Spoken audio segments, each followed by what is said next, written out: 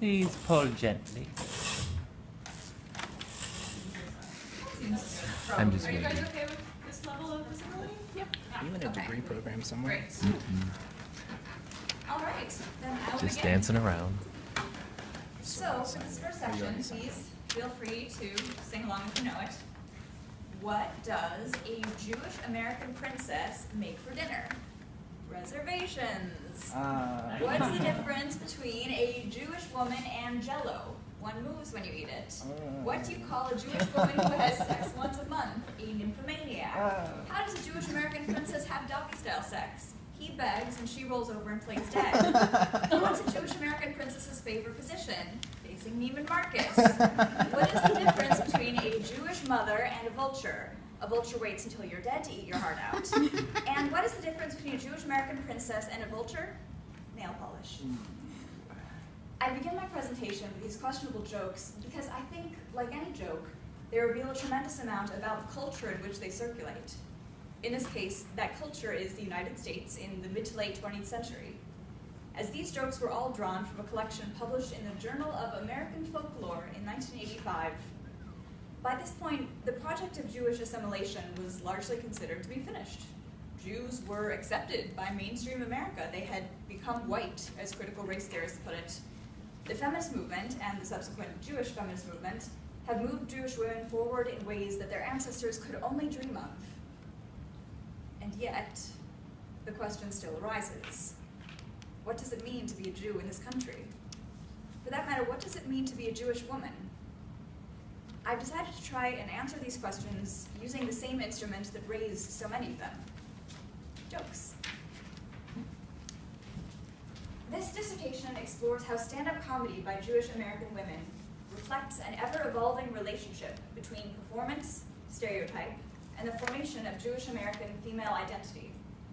Synthesizing my own findings with extant scholarship on female Jewish stand-up comedians, I will construct a Jewish women's history of stand-up, showing how today's female stand-up comedians are linked to their historical antecedents by formal and thematic elements responding to stereotypes such as the Jewish American princess and the pushy Jewish mother.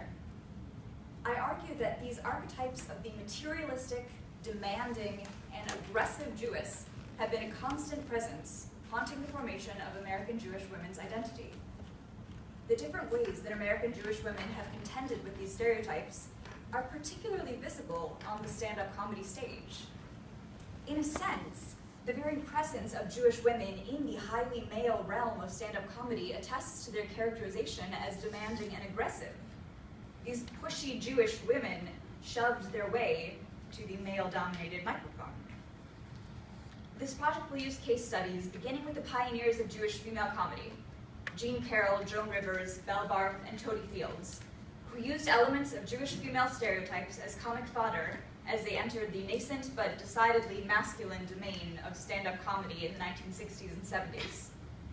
It will trace these stereotypes through the 1980s and 1990s, focusing on the stand-up routine of Elaine Boozler, Roseanne Barr, and Judy Gold, and through the 2000s using the stand-up comedy of Sarah Silverman and Amy Schumer. The goal of the study is to analyze the differing ways that Jewish stand-up comedians have responded to this ghostly presence of Jewish female stereotypes in their work and in their ethnic identity formation. Furthermore, it will investigate the impact that this particularly intimate performer-audience relationship has on the audience's perception of the Jewish comedian and of Jewish females on a wider scale.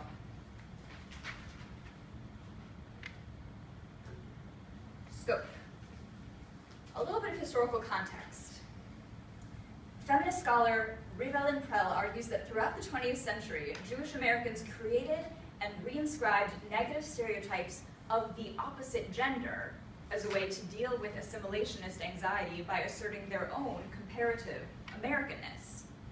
And so, Jewish men, who were anxious about being insufficient providers in their new homeland, manifested this dissatisfaction by projecting it onto their wives and mothers. This projection resulted in an image of Jewish women as materialistic, pushy, demanding.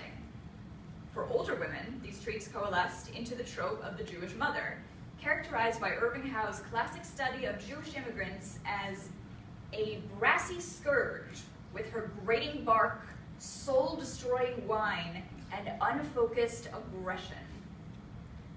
For younger women, these traits formed an embryonic version of what was in the 1960s named the Jewish American princess. Janice Booker characterizes this archetype as a sexually repressive, self-centered, materialistic, and lazy female. The stereotype of Jewish women as nagging, aggressive, and demanding was visible during the mid-20th century, the formative years of stand-up comedy. In the late 1950s and early 1960s, male Jewish comedians like Henny Youngman, Myron Cohen, Milton Berle, Alan King, and Shecky Greene were defining the form of stand-up comedy in part as a forum for Jewish men to complain about the unreasonable demands of the women in their lives. One-liners from this period, like Henny Youngman's reference to his wife's black belt in shopping, or Alan King's insistence that he learned to cook in self-defense, abound with images of proto-Jewish American princesses failing in their domestic duties and indulging in material excess. However, these same images provided comic fodder for Jewish females of the mid-20th century as they entered the comedy arena. In many cases, they traded in the exact same stereotypes that their male counterparts presented, with one important distinction. Women were the ones cracking the jokes. Although Jewish women made these interventions across all branches of comedy, this project will focus specifically on Jewish female stand-up comedians. I believe that this medium deserves its own study because the performer-spectator relationship is unique among theatrical performance. First, it's unmediated by devices like a fourth wall or character. Stand-up comics usually just perform a heightened version of themselves. Second, it relies on a continuous stream of vocal feedback in the form of laughter or similar affirmation in order to be considered successful. Finally, stand-up is a form based almost entirely on interpersonal repartee, and yet it is circulated primarily through recorded media. Therefore, that process of transformation through mediatization demands particular attention.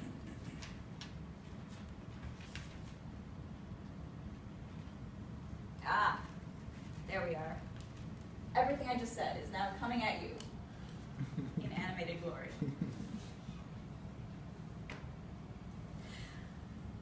Delimitations. Another delimitation of this project is to restrict case studies to female stand-up comedians who demonstrate the following criteria. First, they must publicly identify as Jewish. Ideally, case study comedians will reference their Jewish identity within their stand-up comedy routines. This Jewdentification is a term originated by Bernard Timbert in 2008. And it's critical in any study involving Judaism because the question of who counts as Jewish can be fraught. Because this project deals specifically with questions of Jewish identity, I'm going to extend the term to encompass any performer or audience member who self-identifies as partially or fully Jewish. Second, they must perform for live audiences and also have a highly visible presence in mainstream media like national television or film. I've emphasized the necessity for live audience participation because of the importance of the performer-spectator relationship to this study. And I've emphasized the need for film and television success to ensure that I am choosing stand-up comedians whom the mainstream media views as having the most popular influence.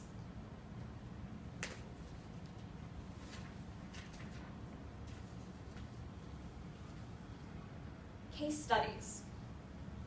The first 4 case studies, Jean Carroll, Joan Rivers, Belle Barth, and Toady Fields, are drawn from the early years of stand-up comedy, roughly 1965 through 1979.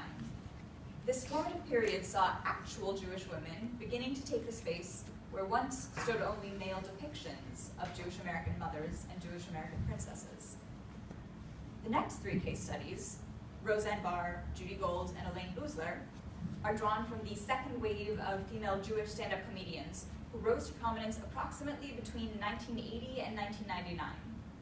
Having come of age in the 1970s heyday of the Jewish feminist movement bent on obliterating negative female stereotypes, women like Barr, Gold, and Boosler used their comedy routines to deconstruct the stereotype of the Jewish American princess and the Jewish American mother.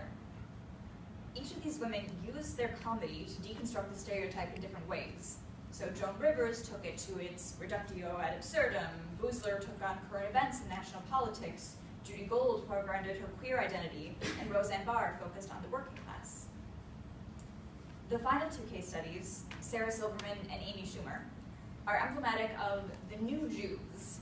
The new Jews is a term characterizing post-baby boomers coming of age at the turn of the millennium. The new Jews are ideologically characterized by a belief that Jewish affiliation is a choice, and culturally evident through media ranging from Super Jew t-shirts and Jewish hip-hop music to online magazines like Heeb and Zeke. Jewish performance scholar Henry Bial notes their tendency to boldly self-identify and to do so in a way that is at once ironic and in your face.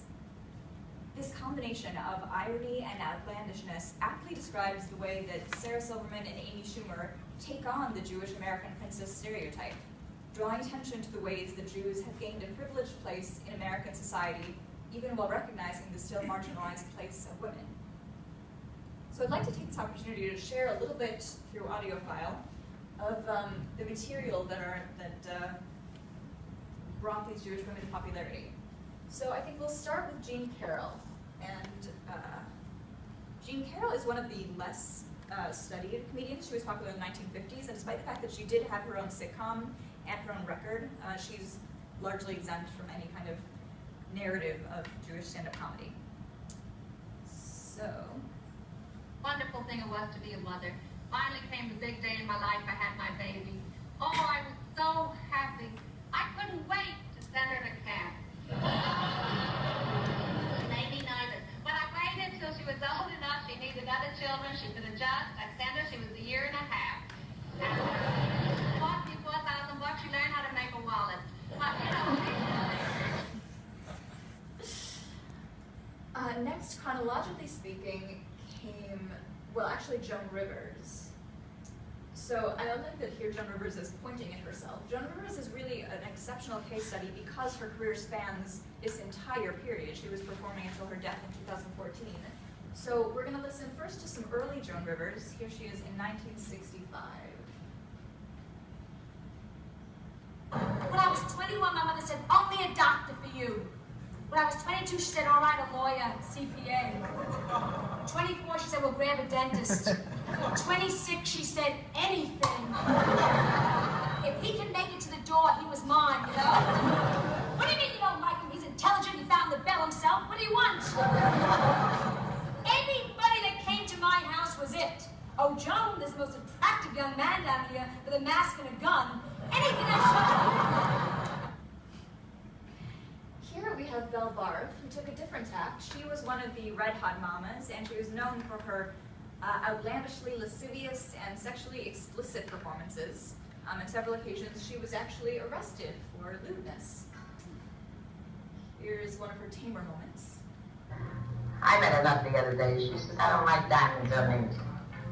My husband bought me an electric can opener. Someone like this thing. Washing machine. Oh, so sorry. Hello, gentlemen. Where were we? We were discussing washing machines. Yeah.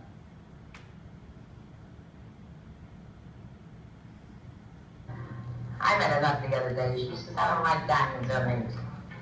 My husband bought me an electric can opener. Some of them like this thing. Washing machines, diaphragms. Like the guy manufacturing a new product in Israel, Ramses.